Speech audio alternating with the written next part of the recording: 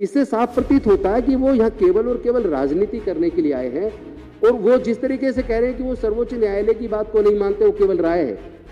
क्या इस तरीके से तानाशाही चलाकर आप दिल्ली की सरकार को पूरी तरीके निस्तेनाबूद करके, डायरेक्ट कंट्रोल करके, डायरेक्ट सारे निर्णय अगर लेना शुरू करेंगे तो क्या प्रजातंत्र बचेगा? कोई भी बिल देख लीजिए, कोई भी अपॉइंटमेंट देख लीजिए सेंट्रल गवर्नमेंट का, वो राष्ट्रपति जी के नाम से होता है। अगर राष्ट्रपति जी ये कहना शुरू करते हैं इसमें तो राष्ट्रपति लिखा है तो मैं निर्णय लूंगा, तो क्या देश की चुनी हुई सरकार केंद्र में जो सत्ता के अंदर है मोदी जी के नेतृत्व में, क्या वो काम कर पाएगी? धन्यवाद अध्यक्ष जी। आपने इतना महत्वपूर्ण विषय जो कोऑपरेटिव फेडरलिज्म को भारत की सरकार स्वयं खत्म करने का प्रयास कर रही है, सरकारों के द्वारा जो विपक्ष की सरकारें हैं अलग अलग राज्यों में, वहां सदन में जो प्रस्ताव पास किए जाते हैं और जिस तरह केंद्र सरकार के द्वारा चुने हुए राज्यपाल, उपराज्यपाल उन सरकारों के सदन के द्वारा पास किए हुए प्रस्तावों को रोकने का और विफल करने का काम कर रहे हैं, ये भारत के संघीय ढांचे पर, ये भारत के कोऑपरेटिव फेडरलिज्म पर हमला है। आज पहले तो मैं अपने साथी सौरभ भारद्वाज जी के इस प्रस्ताव को समर्थन करता हूं और इतना महत्वपूर्ण विषय पर आपने मुझे बोलने का मौका दिया, इसके लिए मैं आपका भी आभार व्यक्त करता हूं। और आज ही इस चर्चा के शुरू में मैं भारत में सामाजिक न्याय और समाजवादी आंदोलन के दो बड़े नेता देश ने अभी खोए हैं, मुलायम सिंह यादव जी और शरद यादव जी, उनके प्रति भी अपनी श्रद्धांजलि अर्पित करता हूं। और आज ही के दिन रोहित वेमुला, जिसको एक सांस्थानिक हत्या की गई, उनका शहादत दिवस है, उनको भी मैं अपने श्रद्धा सुमन अर्पित करता हूं। गुलामगिरी में ज्योतिबा फूले जी ने कहा था, ज्ञान बिना मति गई, मति बिना नीति गई, नीति बिना गति गई, गति बिना धन गया और धन के अभाव में भारत के 90% से ज्यादा लोग गरीब हो गए और गुलाम हो गए। और ये सारा जो समस्या पैदा हुई, केवल 90% लोगों को ज्ञान का अधिकार नहीं था, पढ़ने का अधिकार नहीं था, इसलिए हुआ। और मुझे दुख है कि आज उसी तरह की परिस्थिति वो दिल्ली की सरकार, जो भारत के अंदर एकमात्र ऐसी सरकार है जिसने अपने टोटल बजट का लगभग 25% एजुकेशन पे खर्च करके युवाओं के भविष्य को तैयार करना, माताओं पिताओं के बच्चों के सपने को साकार करने का जो संकल्प हमारी दिल्ली की सरकार ने लिया और उस काम की शुरुआत की, उस काम को जिस तरह रोका जा रहा है वो बहुत ज्यादा शर्मनाक है। डॉक्टर बाबा साहेब अम्बेडकर जी ने कहा था, अज्ञानता से भय पैदा होता है, भय से अंधविश्वास पैदा होता है, अंधविश्वास से अंधभक्ति पैदा होती है, अंधभक्ति से आदमी का विवेक शून्य हो जाता है, फिर वह आदमी इंसान नहीं मानसिक गुलाम हो जाता है। इसीलिए अज्ञानी नहीं ज्ञानी बनो।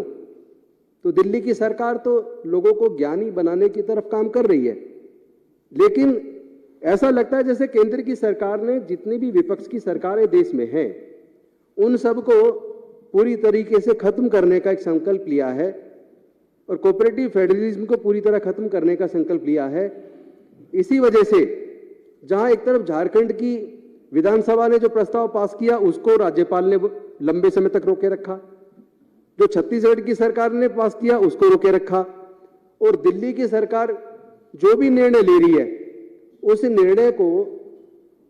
माननीय सर्वोच्च न्यायालय के जजमेंट के आ जाने के बावजूद, जिसमें उन्होंने स्पष्ट किया कि राज्यपाल किसी भी मुद्दे पर अगर असहमति रखते हैं या तो वो समर्थन दें, और अगर असहमति रखते हैं तो वो किसी भी प्रस्ताव को रिजेक्ट नहीं कर सकते, उसको राष्ट्रपति जी के पास भेजेंगे। लेकिन जिस तरीके से यहां टीचर्स को विदेश जाने से रोका, ऐसा प्रतीत होता है जैसे वो दिल्ली की सरकार के सारे काम को रोकना चाहते हैं।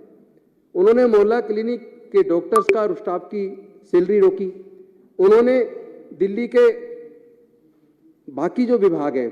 उसके अंदर जो कॉन्ट्रैक्ट पे लोग नौकरी कर रहे हैं या जो अस्पतालों के अंदर काम कर रहे हैं उनकी भी तनख्वाहें कई महीनों से रोक दी। और लगातार हम देख रहे हैं एक प्रयास चल रहा है। वो प्रयास आज मुझे याद आ रहा है डॉक्टर बाबा साहेब अम्बेडकर का 25 नवंबर 1949 का भाषण, जो उस वक्त की संविधान सभा के सामने उन्होंने इस बात पे चर्चा शुरू हुई कि हम आज आज़ाद होने वाले हैं और अपने संविधान से शासन करेंगे, लेकिन भारत पहले भी अनेकों बार गुलाम हुआ। ये प्रजातंत्र भारत में कोई नया नहीं है। भारत में बुद्ध के समय पे 15 गणराज्य थे जहां बकायदा गुप्त मतदान से राजा चुना जाता था, लेकिन उसके बाद भारत अनेकों बार गुलाम हुआ और अब हम फिर आज़ाद हो रहे हैं, फिर से एक संविधान के द्वारा अपने देश का शासन चलाने वाले हैं। लेकिन क्या हमारी आज़ादी बरकरार रहेगी? इस मुद्दे पर संविधान सभा के सामने भाषण देते हुए 25 नवंबर 1949 को डॉक्टर बाबा साहेब अम्बेडकर जी ने 2 बातों पर चिंता जाहिर की थी। एक तो बात यह थी कि जिस दिन देश के अंदर ऐसी राजनीतिक पार्टी की सरकार बन जाएगी जो धर्म को देश से ऊपर मानने लगे, उस दिन देश का प्रजातंत्र खतरे में चला जाएगा। और दूसरी चिंता उन्होंने जाहिर की थी कि जिस दिन देश के लोग देश के किसी बड़े नेता के सामने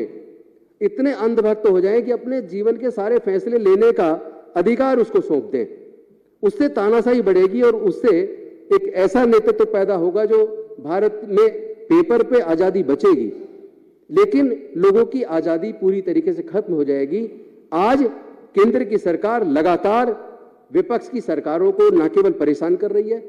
सदन के अंदर जो फैसले सरकारें ले रही हैं उन सरकारों को रोक रही है और राज्यपालों और उपराज्यपालों के माध्यम से वो सरकार के काम को रोक रही है। मुख्यमंत्री और उनके साथ पूरा मंत्रिमंडल, पूरे विधायक अपने जनता की आवाज को लेकर अपने शिक्षा का जो मॉडल हमने पूरे दुनिया को दिल्ली से दिया, उसके ऊपर जब हम बात करने जाते हैं तो एलजी महोदय मिलने से इनकार कर रहे हैं, मतलब जनता के प्रतिनिधियों से नहीं मिल रहे। तो मुझे लगता है कि ये भारत के प्रजातंत्र के लिए बेहद खतरनाक मोड़ आज साबित हो रहा है और इस तरीके से अगर चलता रहा तो निश्चित तौर पर आने वाले समय में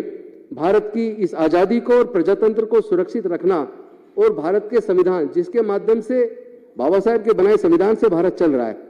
आज उस संविधान को भी खत्म करके और संवैधानिक संस्थाओं को खत्म करके ऐसा लगता है जैसे निर्णय सरकार खुद नहीं ले रही बल्कि लिखने का काम कोई और कर रहा है। क्योंकि सरकार जो सत्ता में जिस पार्टी की सरकार है उसका तो एक चुनाव के बाद दूसरे चुनाव की तैयारी में पूरे के पूरे सारे नेता, उनके प्रधानमंत्री जी और सारे नेता चुनाव की ही तैयारी में रहते हैं। तो पढ़ते कब होंगे? तो वो पढ़ते तो है नहीं, ज्ञान की बात करते नहीं है। तो मुझे इस बात का बेहद दुख है, मुझे इस बात का बेहद दुख है कि जो प्रजातंत्र के अंदर जो प्रजातांत्रिक मूल्य हैं, जिसमें जनता की चुनी हुई सरकार जनता के लिए काम करती है, नीतियां बनाती है, हम अगर आज टीचर्स को विदेश भेज रहे हैं और एजुकेशन सिस्टम को सुधार रहे हैं,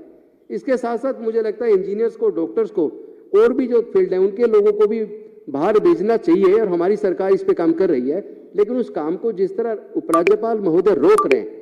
इससे साफ प्रतीत होता है कि वो यहाँ केवल और केवल राजनीति करने के लिए आए हैं और वो जिस तरीके से कह रहे हैं कि वो सर्वोच्च न्यायालय की बात को नहीं मानते, वो केवल राय है, संविधान की बात को नहीं मानेंगे, सर्वोच्च न्यायालय की जजमेंट को नहीं मानेंगे, आप कानून को नहीं मानेंगे, आप आखिर मानते क्या हो? क्या इस तरीके से तानाशाही चलाकर आप दिल्ली की सरकार को पूरी तरीके निस्तेनाबूद करके, डायरेक्ट कंट्रोल करके, डायरेक्ट सारे निर्णय अगर लेना शुरू करेंगे तो क्या प्रजातंत्र बचेगा? संविधान ने इसलिए उपराज्यपाल की और राज्यपाल की व्यवस्था इसलिए नहीं की थी कि आप अपनी दादागिरी दिखाना शुरू कर दें। आप कोई भी बिल देख लीजिए, कोई भी अपॉइंटमेंट देख लीजिए सेंट्रल गवर्नमेंट का, वो राष्ट्रपति जी के नाम से होता है। अगर राष्ट्रपति जी ये कहना शुरू कर दें इसमें तो राष्ट्रपति लिखा है तो मैं निर्णय लूंगा, तो क्या देश की चुनी हुई सरकार केंद्र में जो सत्ता के अंदर है मोदी जी के नेतृत्व में, क्या वो काम कर पाएगी? इसका मतलब ये हुआ कि जो संविधान के मूल्य है, बेसिक स्ट्रक्चर है, आप बेसिक स्ट्रक्चर के खिलाफ जाके देश की जनता की चुनी हुई सरकारों को आप उनके अधिकार को छीन के उनको निस्तेनाबूद करने का काम कर रहे हैं, आप देश के प्रजातंत्र को खत्म कर रहे हैं, आप देश के लिए खतरा साबित हो गए। ये चलने वाला नहीं है। हम अपने लोगों के लिए, दिल्ली के लोगों के लिए और देश के लोगों के लिए हम लोग लड़ेंगे। और ये जो आप बार बार हर प्रस्ताव को रोक के बैठ जाते हैं, हर चीज को जांच, अरे जांच किसकी करा रहे हो आप? हर चीज की जांच कराओगे, जहां जांच की जरूरत वहां जांच कराइए, लेकिन ये नहीं है जांच के नाम पे आप दिल्ली की सरकार के काम को रोक दो। कंक्लूड करिए। ये मैं बेहद दुख के साथ ये कहना चाहता हूं कि माननीय उपराज्यपाल महोदय संविधान को एक बार अच्छे से पढ़िए और जो सर्वोच्च न्यायालय का 2018 का जजमेंट है उसको ध्यान से पढ़िए। कानून से काम कीजिए, आप कानून से ऊपर नहीं है, कोई भी व्यक्ति देश में कानून से ऊपर नहीं है। आपने मुझे बोलने का मौका दिया, मैं आपका आभार व्यक्त करता हूं। बहुत बहुत धन्यवाद। जय हिंद, जय भारत, नमो बुद्धाय, जय भीम। श्रीमान दिलीप